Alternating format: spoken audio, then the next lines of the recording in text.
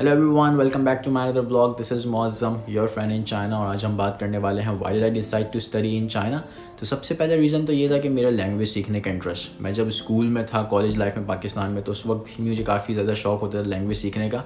तो उस वक्त से ही मैंने जो है अरबिक, स्पेनिश और इंग्लिश जो है सीखना स्टार्ट कर दी थी।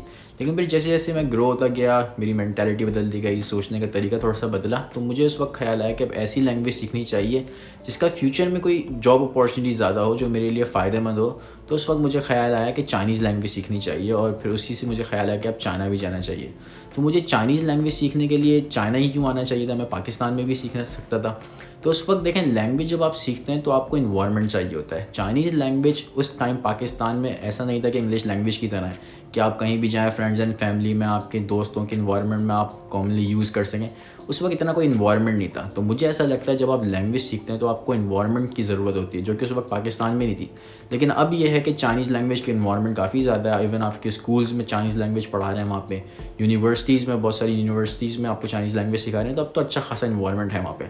लेकिन जब मैं आया था यहाँ पे 2019 में, और उससे पहले ही मैंने स्टार्ट कर दी थी चाइनीज़ लैंग्वेज सीखना, तो उस वक्त इतना कोई ज़्यादा इन्वायरमेंट नहीं था वहाँ पर। तो उस वजह से मुझे ख्याल है कि चाइना जाना चाहिए, क्योंकि इन्वायरमेंट जो है बहुत इंपॉर्टेंट रोल प्ले करता है। क्योंकि मैं यहाँ पे अपने ऐसे दोस्तों को भी जानता हूँ जो 10-10 साल से चाइना में, और उन्होंने कभी चाइनीज़ सीखी नहीं है, लेकिन वो बोलते ऐसी चाइनीज़ है, आप अगर आप उन्हें देखें नहीं तो आपको ऐसा लगेगा कोई चाइनीज़ बंदा ही बोल रहा है। तो उनकी चाइनीज़ इतनी फ्लुएंट और इतनी परफेक्ट है।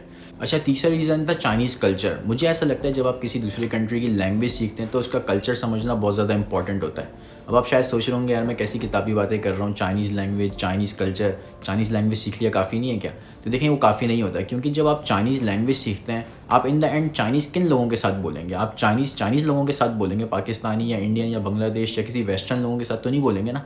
तो जिनके साथ आप बोलेंगे उनका कल्चर आपको पता होना चाहिए, तभी आप अच्छे से उनसे इसे कम्युनिकेट कर सकते हैं। और एक फेमस सेइंग भी है ना, अगर आपको किसी के दिमाग में उतरना है तो आपको उसकी लैंग्वेज आनी चाहिए, और आपको अगर किसी के दिल में उतरना है तो उसका कल्चर आना चाहिए। तो मुझे ऐसा लगता है कि अगर आप फ्यूचर में यहीं चाइना में अपना अच्छा सर्वाइवल चाहते हैं तो कल्चर समझना काफ़ी इंपॉर्टेंट होता है।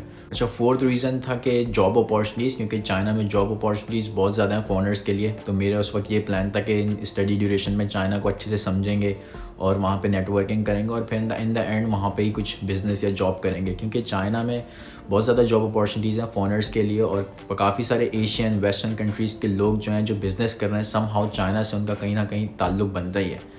तो मुझे ऐसा लगा कि इन फ्यूचर अगर मैं इंटरनेशनल ट्रेडिंग की तरफ जाता हूँ तो ये बहुत अच्छा चांस होगा कि अभी से ही चाइना में जाके पढ़ाई शुरू कर दी जाए, ताकि इन्वायरमेंट को अच्छे से समझ सकें।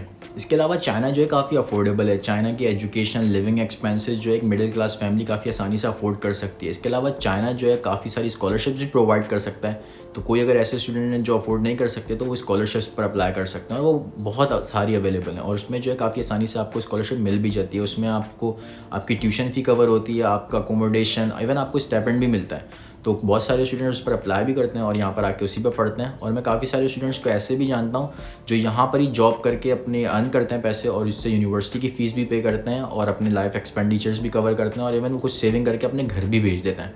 तो ऐसे स्टूडेंट्स भी हैं यहाँ पर।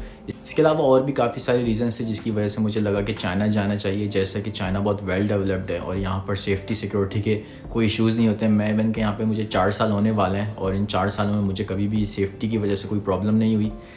और इसके अलावा एक मेजर रीज़न था चाइना आने का कि we have very good relationship with China. और इसके अलावा चाइनीज़ लोग भी बहुत अच्छे होते हैं, they are very kind and polite and always willing to help. और शायद यही रीज़न है कि मैं इतने सालों तक मुसलसल कंटिन्यूसली जो है चाइना में ही रहा।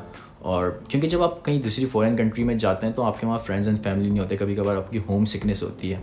तो अगर आपके अराउंड इतने अच्छे लोग हों तो फिर आपको वहाँ पर ज़्यादा प्रॉब्लम नहीं होती। सो ये कुछ रीज़न्स थे जिसकी वजह से मैंने डिसाइड किया कि मुझे चाइना जाना चाहिए। और मुझे अब 4 साल भी हो गए यहाँ पर, मैं ग्रेजुएट होने वाला हूँ, but I don't have any kind of regrets, even I am planning for masters. So मेरी अब ये तैयारी है कि मैं यहाँ पे मास्टर्स भी करूँ। So that's it for today. You can also consider these reasons to study in China. Hope you like this video अच्छी लगी हो तो इसे लाइक और सब्सक्राइब करें। See you in another video, तब तक अपना ख्याल रखें। अल्लाह हाफिज़।